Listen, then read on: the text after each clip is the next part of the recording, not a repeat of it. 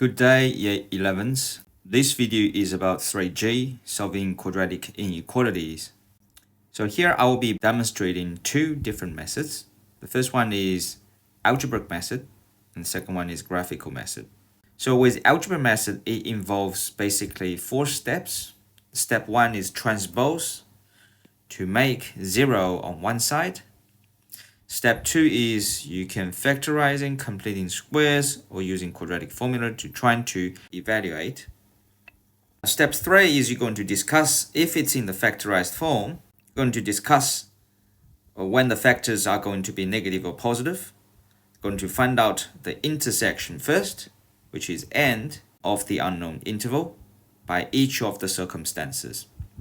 In here, you can use number lines to help you determine the intersection. And the final step is to summarize all the circumstances using a union, which is OR. Just to record that the intersection here, meaning you have to satisfy for both cases. As for union, you don't have to satisfy both, just be either. I'm going to talk about the graphical method later. So let's take a look at this example here. So here we have, we ask you to solve x squared plus x minus 12. It is greater than 0. Step 1, you're going to transpose to make a 0 on the one side, and it is already have the 0 on one side, so we can actually skip that step. Step 2, I'm going to factorize these expressions on the left, which I get x minus 3 times x plus 4, that is greater than 0. And then it comes to the step 3. We're going to consider each of the bracket as a factor. So you have two factors being multiplied to give you greater than 0. What does that mean? That means it has either to be negative times a negative or positive times a positive. Only these two cases that will give you the product being a positive, right? So then I'm going to discuss. As you can see here, as the two factors x minus 3 and x plus 4 have positive product, x minus 3 and x plus 4 must be the same sign, and therefore must be both positive or both negative. Then I start this discussion. I'll say if x minus 3, I'm just saying if this is greater than 0, then therefore, okay, and remember here we have to using intersection that satisfy for both. And this bracket also have to be greater than 0. When you simplify, you get x is greater than 3 and x is greater than negative 4. Okay, you can draw a number line. So you have x greater than 3, which is up here. X is greater than negative 4 up here. Okay, so you can see the intersection, it is actually belong to here. Therefore, write out the intersection among the two, which is x greater than 3. Similarly, with the negative sides, okay, so if both brackets or both factors being negative, which is still possible, right, and, okay, both being negative, you can simplify into x is less than 3 and x is less than negative 4. On the number line, you can see that the intersection will be towards x is less than negative 4. And hence, the intersection here is x less than negative 4. There is a trick here, okay? So if you have both inequalities have the same symbol, okay, you can say x is greater than number, x is also greater than another number. Just remember, if you have these cases, the result or the intersection is always greater than the bigger number, okay, greater than bigger number. Which number is bigger, 3 or negative 4? Of course, is 3, so therefore greater than the bigger number. With the less than case, okay, you have x is less than 3, x is less than negative 4, and then you choose the other way. You choose x is less than the smaller number, okay, 3 or negative 4. Which one is the smaller? Of course, negative 4, okay. So in this case, the intersection will be x is less than the smaller number, negative 4. Because these two doesn't have to be satisfied at the same time, and then we will using OR. okay, or the union set to represent that we can pick either of them. So either of them are correct. So I'm going to skip the graphical method for now. Let's consolidate using the second example here. This example, you have 6x squared plus 13x. It is less than negative 6. All right. So using the algebra method, so firstly, move the negative 6 to the left to sit along with other terms. And then you have 6x squared plus 13x plus 6, which is less than 0. And then I try to factorize these expressions, which is a mnemonic. I'm going to use the butterfly method here. You can use the factorize by group if you want. Now, as you can see here, we end up with two factors again, 2x plus 3 and 3x plus 2.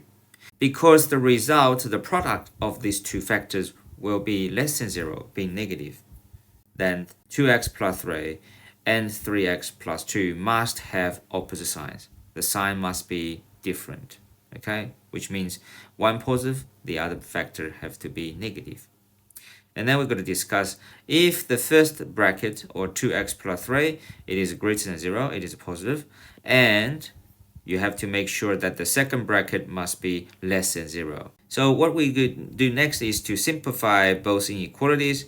We got x is greater than negative 3 over 2, and x is less than negative 2/3. If we point these two on the number line, you can see that clearly the intersection is right in the middle, okay? So it's greater than the smaller one, less than the bigger one. Therefore, we just need to write it out the rules, which is x greater than negative 3 over 2, but less than negative 2/3. There's a second case where 2x plus 3 is less than 0, and 3x plus 2 must be greater than 0. If we simplify that, and we get x is less than negative 3 over 2, at the same time, or must also satisfy x is greater than negative 2/3. If you do this on your number line, you will find out that these two intervals do not intersect at all. There's no intersection between them, which means it is impossible to satisfy both rules at the same time. You cannot have x being less than negative 3 over 2 at the same time greater than negative 2/3. It is impossible. Okay, so this second case, it is invalid. Therefore, overall, the only case that is possible, it is negative 3 over 2, that is less than x, less than negative 2/3. Okay, this is using the algebraic method in solving quadratic inequalities. As you can see here, you must have a solid knowledge to identify negative factors or opposite factors. And sometimes it can get a bit tricky. Therefore, we have the second type of method, which is called the graphical method. The graphical method is also introduced in our textbooks, which involve mainly 3 steps.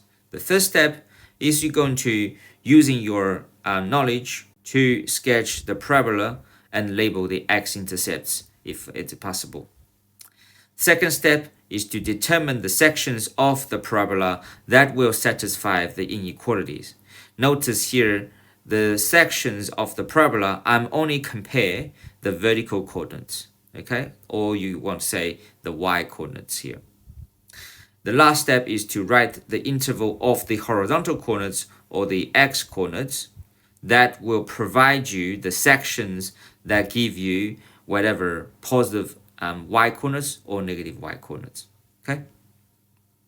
So let's take a look about how we are going to apply this graphical method. That's the same question as for example 1, okay? You got x squared plus x minus 12, that is greater than 0. Step 1 is we're going to sketch this parabola. Before you do that, you need to let y equals to x squared plus x minus 12, and then you factorize, which give you the two x-intercept, negative 4, 0, and 3, 0. You also have the y-intercept being 0, negative 12. Axis of symmetry is going to be the middle x-coordinates between the two x-intercept, which is x equals to negative half. The actual turning point is not really important here because we simply need to rely on the graph to help us determine the part of the parabola that give you, in this case, positive y coordinates here, okay? So this is the rough sketch of the parabola. So because we know that the y is equal to the whole expression here, and then y is going to be greater than 0, hence you're looking at the part of the parabola that will give you positive y coordinates, which you can say clearly they have two regions that will give you positive y coordinates. The first section will be less than this particular x-intercept, that is less than when x equal to -4, right? And then the second one is going to be greater than this x-intercept, which is when you have x is greater than 3. Okay, so this is how we're going to rely on the graph to help us identify the inequalities here. Again, let's consolidate the graphical method using the second example here. Again, the second example, we have this, we're going to let y equals to that quadratic expressions. Since a is greater than 0, your general shape is a happy curve with a minimum turning point. You're also going to label the x-intercept as well as the y-intercept. The axis of symmetry, again, will be right in the middle between the two x-intercepts. Now you can see that if you want the whole graph to be less than 0, you're looking at the y-coordinates that is below the x-axis. It's only this part of the parabola that is below the x-axis. So the only intervals for x that will give you this part of the parabola will be x greater than -3/2 and less than -2/3. All right. Thank you for watching this video and looking forward to see you in the next videos.